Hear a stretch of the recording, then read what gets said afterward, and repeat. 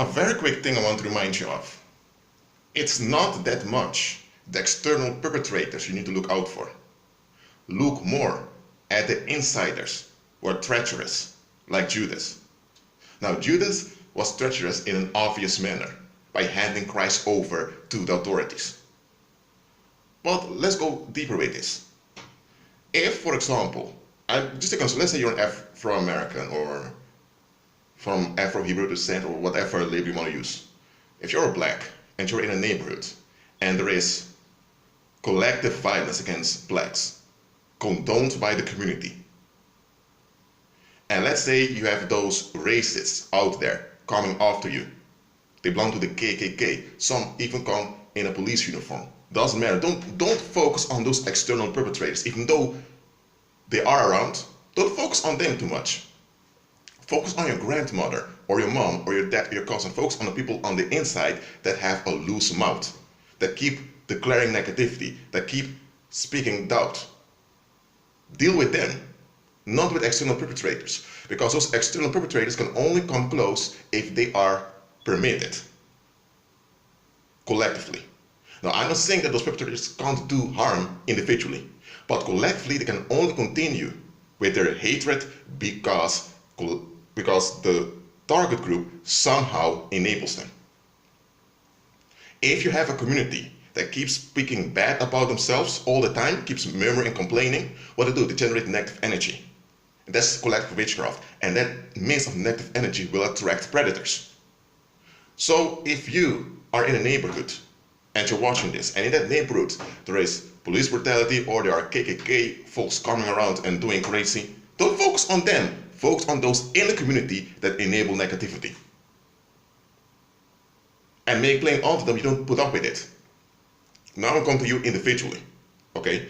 Let's say in your individual life there are circumstances coming against you. Don't focus on those external actors. Focus on those close to you, relatives, friends, that keep speaking doubt into you, that are using suggestive witchcraft onto you.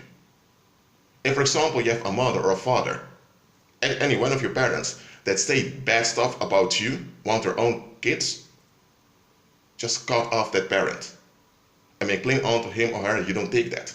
You don't talk like that about your own kids. Just because you're resentful doesn't give you the right to take it out on your kid. You get what I'm saying here? If you put up with your parents being resentful to you, having a negative will towards you, you are giving them the right to bring harm onto you. And you're excusing them for bringing harm onto you. No.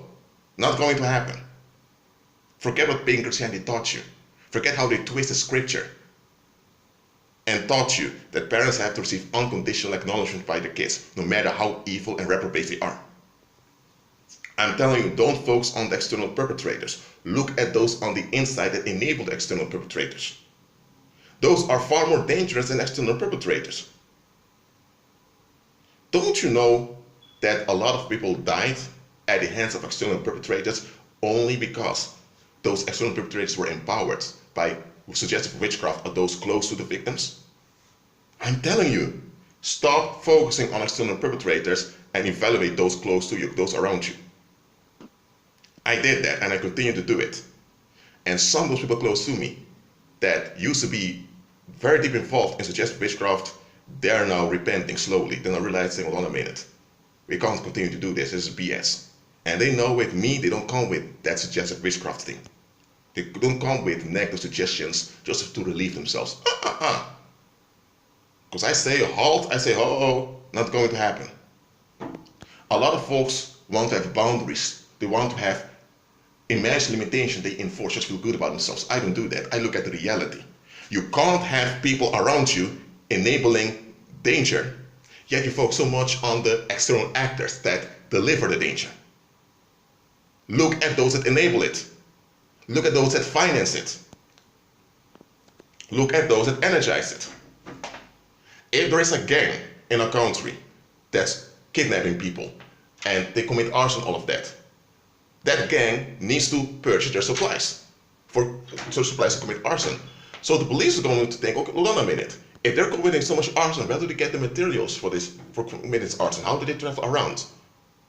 They have to rent cars or they need public transport. So now they're going to look who is financing them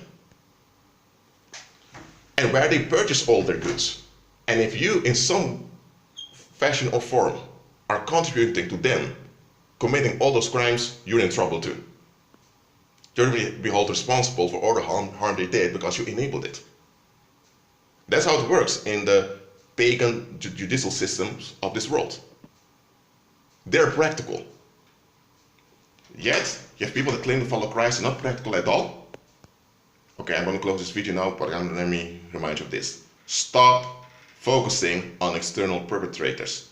Evaluate those near you that enable external perpetrators. That being said, agree with Christ and be at peace.